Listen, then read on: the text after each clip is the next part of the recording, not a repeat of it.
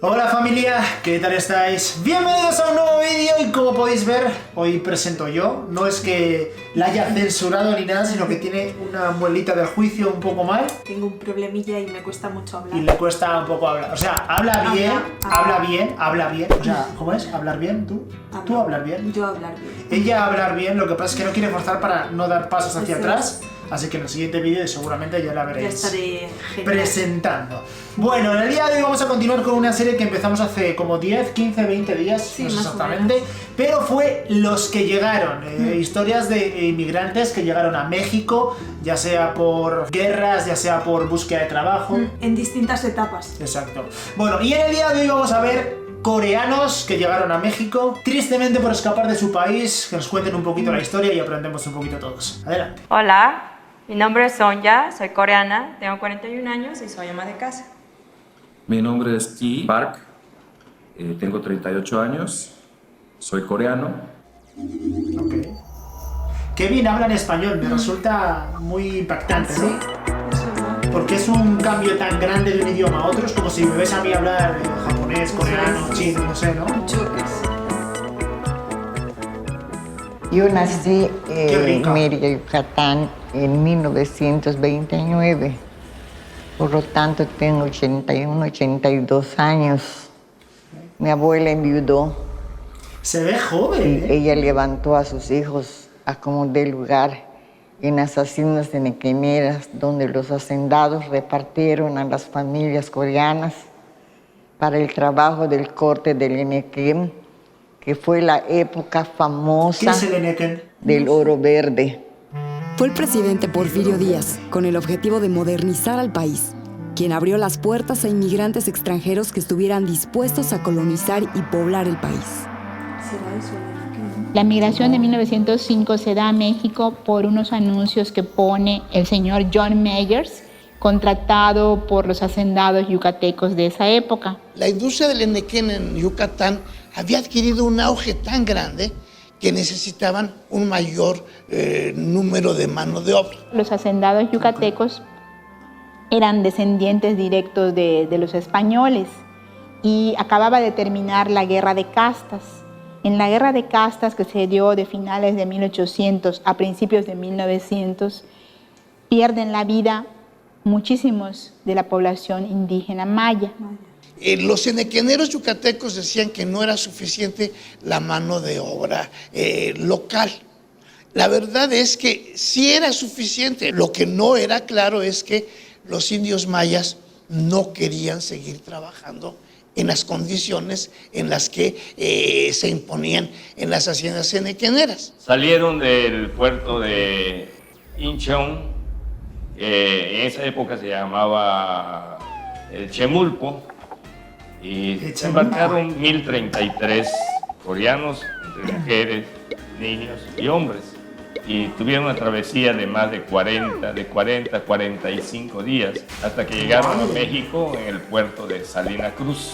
De Salina Cruz viajaron por tren hasta arribar a Coatzacoalcos y de ahí nuevamente embarcaron con rumbo al puerto de Progreso en Yucatán. Hicieron una aportación importante a la corta de la penca del enequén. Inventaron un guante. La penca con el del cual, enequén. evitaban No que la había oído le nunca. sangraran las manos y aceleraban la productividad en el corte y de la penca. Los Es amos que las casi no pencas son iban a como la puro hacienda, cuchillos, más ¿eh? bien eran los capataces, que eran cruza de español con maya, y algunos eran más crueles que los mismos amos españoles. Pero es por esto que los coreanos aprendieron primero a hablar maya que a hablar español. ¿Por qué? Porque eran con los que más convivían. Y yo recuerdo muy bien que en esas zonas enequeneras donde tendían el bagazo del enequén, no va usted a creer que al día siguiente era una cosa de maravilla. Al día siguiente ya estaba lleno, todo ese bagazo estaba lleno de champiñones, o sea, de hongos. Esto y los nopalitos, también comíamos nopalitos. Ay, qué rico el Entonces nopal. los mayas Me gusta, se persignaban, decían, esos paisanos están locos, están comiendo cosas del diablo, son zombillas del diablo. Me ha quedado la duda ya, por favor, ¿qué es el Enequén? Tenía Escribirlo aquí debajo en cerca de comentarios. 10 años cuando dejamos Corea. Y esto básicamente por cuestiones económicas. En ese entonces la economía del país era muy mala. Llegamos a México en el año 1990. Nos venimos en 1978 porque mi papá estaba trabajando para una cementera y esa cementera lo invitaron para que viniera a trabajar aquí.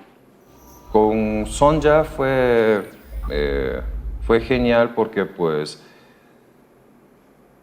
teníamos algo que compartíamos, porque crecimos más o menos de la misma forma.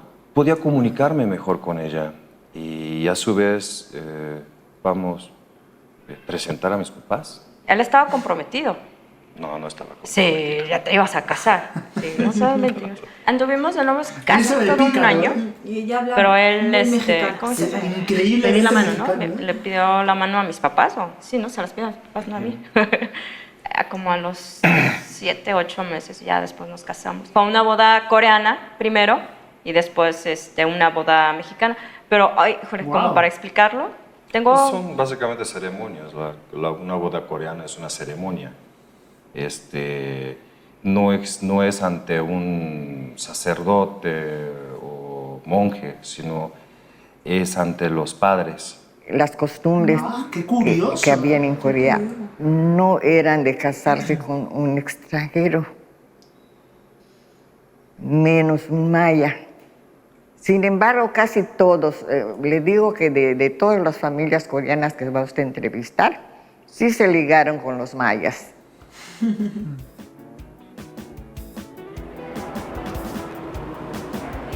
Mi hermanita, este es mi hermano. Fue mi hermano, ¿no? El más bonito. Mi hermano bonito.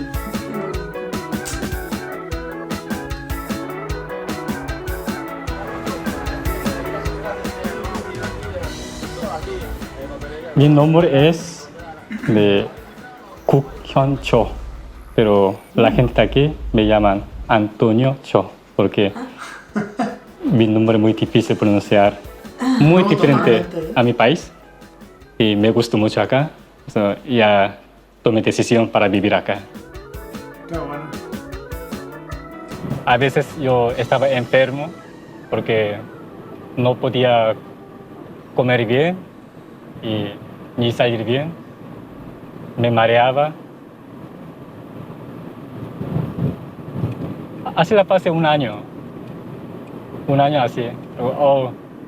Pero ahora ya estoy acostumbrado al clima de aquí en Mérida. Y no pasa nada para vivir. Pero... Wow. Fíjate hasta dónde te afecta, ¿eh? Ya te digo. Y no soy de provincia. Qué bonito, ¿eh? ¿Sabías que en México a un grupo de personas se les llamó Ainekens? No fueron personajes de ciencia ficción ni luchadores. Se les llamó así a los inmigrantes coreanos que fueron contratados en las haciendas de Enequén.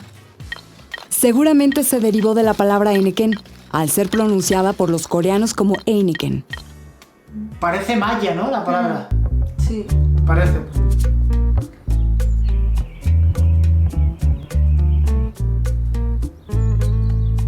Parece maná, ¿no? ¡Hala, qué bonito Transcurridos esto! los 4 años en que duraron los contratos, se encontraron con que tenían que decidir entre permanecer en Mérida o incluso en las haciendas o regresarse a Corea. Cuando terminó en 1909, no te puede decir, ¿pero por qué? Porque me debes los zapatos de tu hijo, me debes la ropa de tu esposa, me debes la harina. Se tuvieron que quedar a trabajar hasta un año más, 1910. A mediados de 1910, Corea termina siendo absorbida como colonia de Japón. En noviembre de 1910 hay un movimiento revolucionario en México que también trastoca la vida social del país. Ante el estallido de la Revolución Mexicana y la creación de nuevas fibras sintéticas, la producción del Enequén se vino abajo y con ello sus haciendas. La revolución va a llegar a Yucatán tiempo después con el general Alvarado, Pero de cualquier manera, esto les impide que pudieran pensar en regresar a Corea. Algunos decían, yo quisiera llegar aunque sea al puerto de Incheon y caer muerto, pero volver a mi tierra. Otra cosa muy dolorosa que ellos no sintieron tanto los bienes o las cosas que dejaron, sino sus seres queridos que jamás volvieron a ver. Pobre gente, ¿no?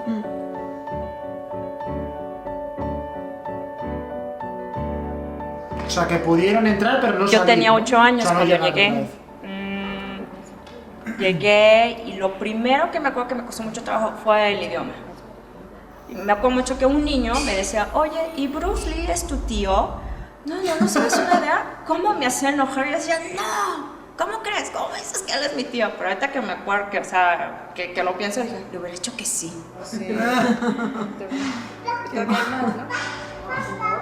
¿Cómo habla, en español, Sí, total. Increíble. 그래서 오늘은 뭘 해먹을까 지금 그 고민하고 있죠. 맛있는 식사를 해야 되겠다 지금 그렇게 생각하고 있죠. chile, lechuga y Difícil, ¿eh? Escribir en coreano zanahoria. tiene que ser Me daba mucho miedo complicadísimo, de, es súper complicado. de idioma, ¿no? Porque yo no hablaba nada de español. Y solo viendo un anuncio, buscaba diccionario, luego apuntaba una nota. Yo tengo un negocio y, bueno, una tienda. Yo vendo varias cosas.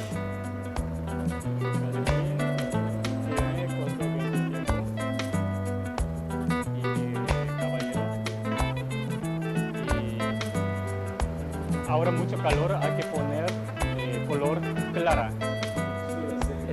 Déjalo todo el piso, ¿no? Yo creo que es cosa más diferente que aquí y allá. Aquí la gente tiene, ¿cómo le digo? Tiene tiempo para sí mismo. Vida.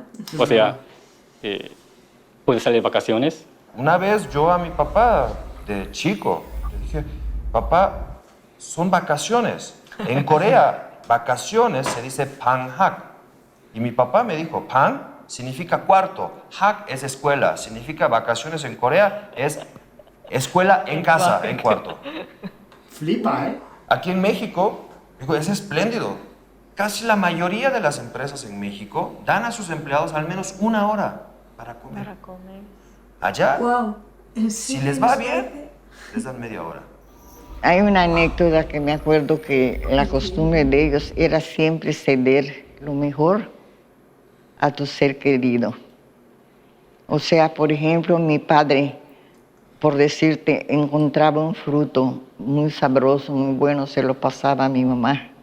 Mi mamá se lo pasaba al hijo mayor, el hijo mayor al hermanito.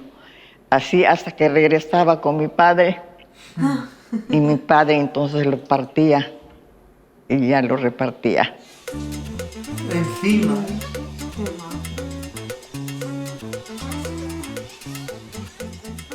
Cuando Pablo Cohen. nuestros primeros padres, nuestros abuelos ya llegaron aquí a la ciudad de Mérida, pues ellos tuvieron la idea de asociarse. Y ahí se reunían para celebrar sus sesiones y casi siempre eran de lamentos, de corajes por lo que Japón había hecho con Corea, ¿verdad? Y funcionó muchos años. Pero de esas que fundaron la primera asociación coreana, pues se fueron muriendo. Algunos por los hijos que se fueron a vivir a otro lado, fueron llevando, a cosa que se desintegró. Al verse imposibilitados para regresar a su país, una parte de los trabajadores coreanos se desplazaron a ciudades como Tijuana y la Ciudad de México en busca de nuevas oportunidades. En los años 30 Por la frontera también, llegan supongo. a la Ciudad de México. Y aquí empezaron a buscar otro tipo de trabajos que poco a poco los fueron llevando, incorporándolos al comercio. Hubo quienes fueron zapateros. En fin, se dedicaron a muy diversas pequeñas actividades. Tuvieron que aculturarse forzosamente a México. Claro. En los años 50 qué bonito, empieza un nuevo éxodo que los lleva a Tijuana. Atraídos por el desarrollo que Tijuana tiene en la zona fronteriza con México. Y allá llegan un buen número de ellos que vienen de la Ciudad de México, de Yucatán y de otros lugares, y que son los que forman, digamos, la tercera comunidad coreana. Podemos hablar de 3 comunidades de esos grupos originarios: Mérida, la Ciudad de México y Tijuana. ¿Sabías que la tendencia mundial de hoy es el corte de cabello estilo coreano y que México no es la excepción? En México, los emos adoptaron este corte como suyo, haciéndolo una seña característica de su grupo. ¿Quién diría que este corte llegaría tan lejos? Así como con el flequillo. Tras la Guerra de Corea y la división de esta en Corea del Norte y Corea del Sur, se dio la segunda migración hacia tierra mexicana en 1962, luego del establecimiento de relaciones diplomáticas entre México y Corea del Sur.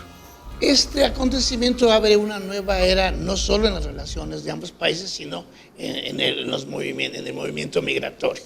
Aquí sí habría que hablar de Moon Dae-won, por ejemplo, el patriarca del taekwondo, que llegó para una estancia temporal, iba a impartir un taller sobre taekwondo durante una semana en 1968-69, no me acuerdo exactamente, y se quedó y sigue aquí y ha hecho escuela y ya es toda una institución. Una de las cosas que yo creo que se ha permeado mucho de la cultura coreana en México es el taekwondo. Y fíjate que el taekwondo enseña eso, básicamente, disciplina. No, es el de Texas Ranger. Sí.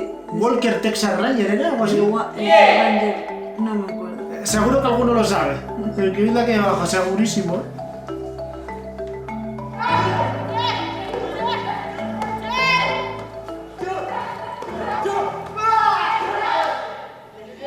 Qué disciplinado. Veo a más y más y más gente mexicana que se interesa por la comida.